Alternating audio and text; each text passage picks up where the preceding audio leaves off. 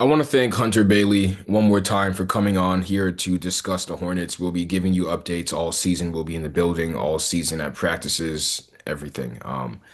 But I got back from that game and I look up ESPN, I look up the box score, and I see a ton of stuff happening in the NBA. So let's just kind of quickly run through these. I'm not going to touch everything, but there's some things that need to be discussed, starting off with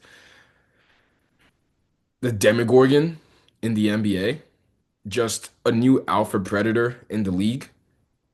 Victor Wembanyama giving Anthony Davis and Derek Lively 40 points and 15 rebounds with zero turnovers, blocking Derek Lively, making him look like an eighth grader, and then taking the ball down the court. I'll loop the video in here now. Giving him tween, hezzy, tween cross into a step back that leads to a 4-point play. The discourse I'm seeing on NBA Twitter off that Wembanyama game I've never seen before. I've seen LeBron have 51, 8 and 8 in the NBA Finals. I've seen Kevin Durant have what, 48, 10 and 17, some ridiculous stat line like that.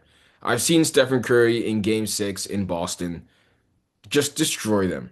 I've seen him in game 4 destroy them.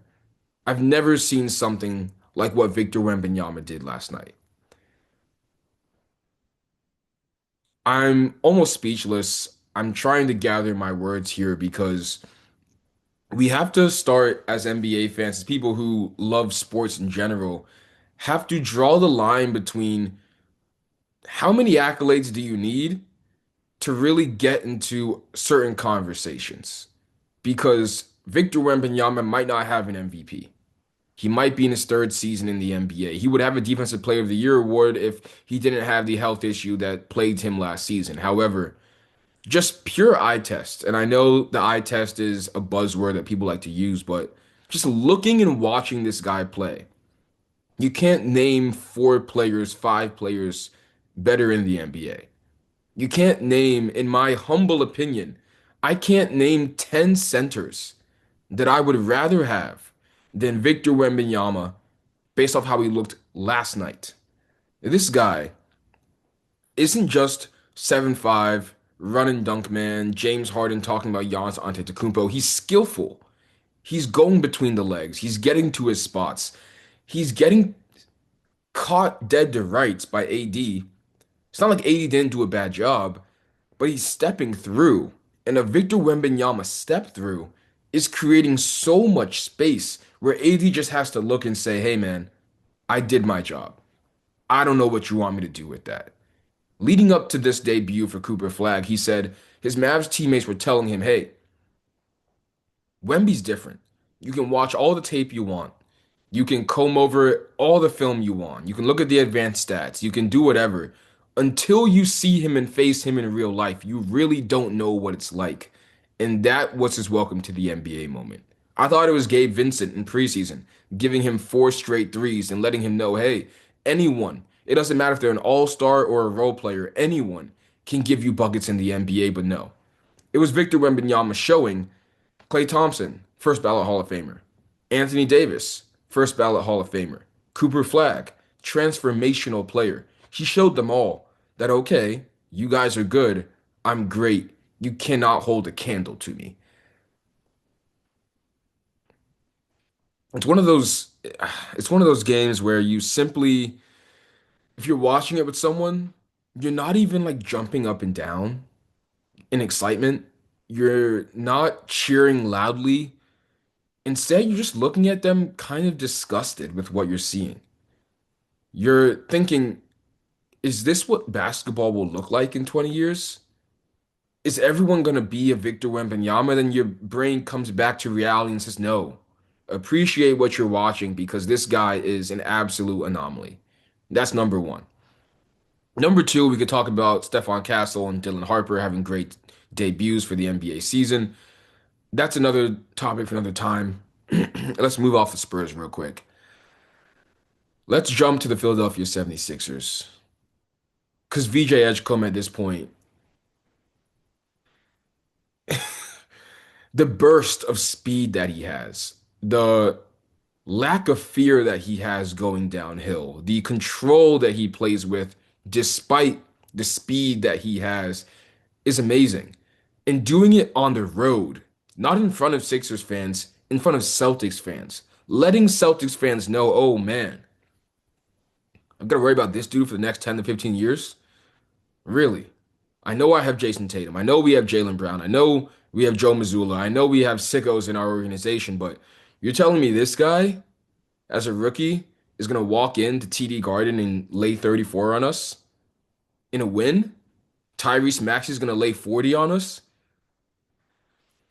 The, the NBA is in such good hands, man. I'm sorry, I don't have all my thoughts, put together right now, but this is just, it's incredible. I think the first two nights of the NBA, NBC starting off, and then what VJ, what Victor, what Anthony Edwards did is just simply incredible. So we talked about Wemby, talked about VJ.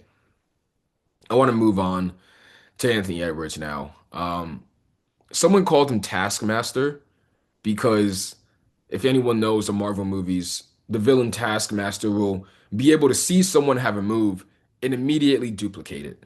Immediately put it into their own arsenal. And I think that's exactly what Anthony Edwards has done, where, a few years back, not the best three-point shooter.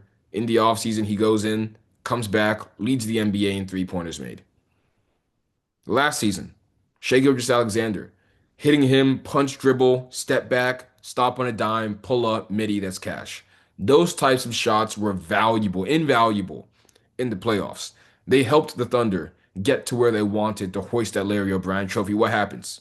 Game one of the 2025-2026 NBA season, Anthony Edwards is now doing punch, dribble, step back, pull up, mid-range pulleys. Taskmaster.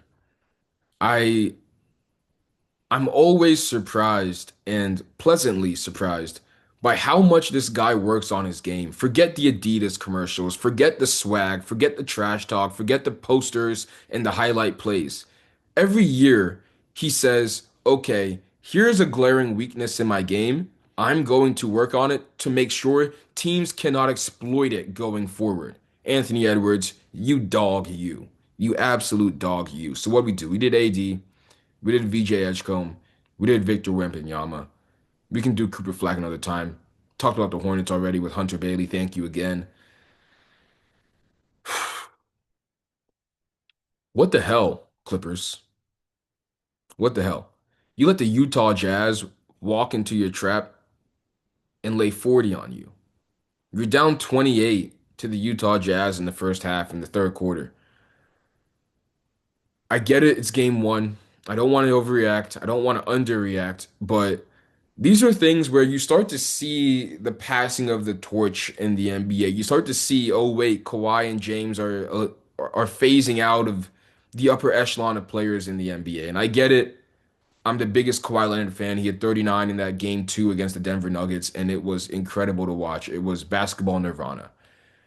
But if the Utah Jazz are doing this in their opener when they have no expectations, it does not set a good example for what this season is going to be.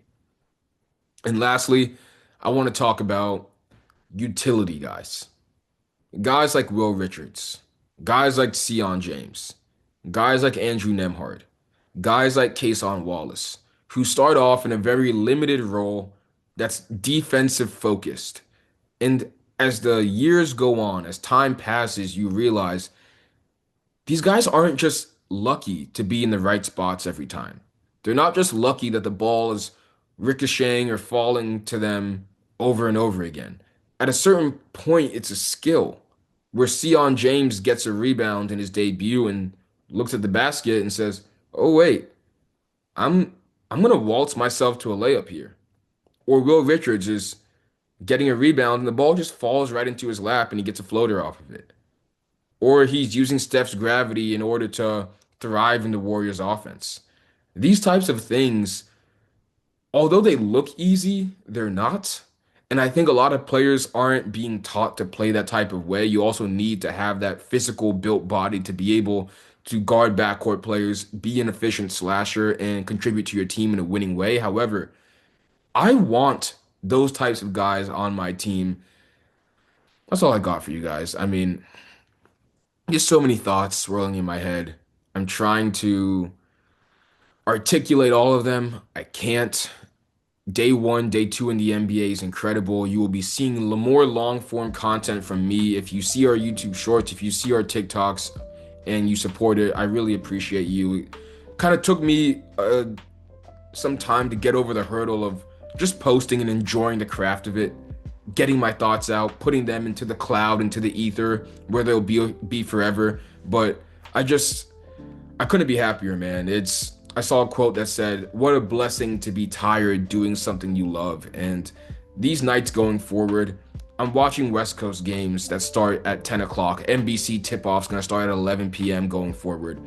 I'm going to Hornets games as a reporter. I'm getting home at 10:30, 11 o'clock, and I'm immediately turning on NBA League Pass to catch the last of other games to post more videos on them, simply because I know there are people out there like me who also love basketball, who also have a passion for this, and seeing the reception you guys give back is amazing. So get used to seeing my face, get used to the algorithm, because we will force the algorithm to make you see me and Cam, my partner in all of this. Shout out to Cam as well. But this is the first one for the season, many more to come. I want to thank all of you guys. Hornets are 1-0. Victor Wembanyama is an absolute demon. He is in the new alpha predator in the NBA. VJ Edgecombe, the rookie class, looks amazing.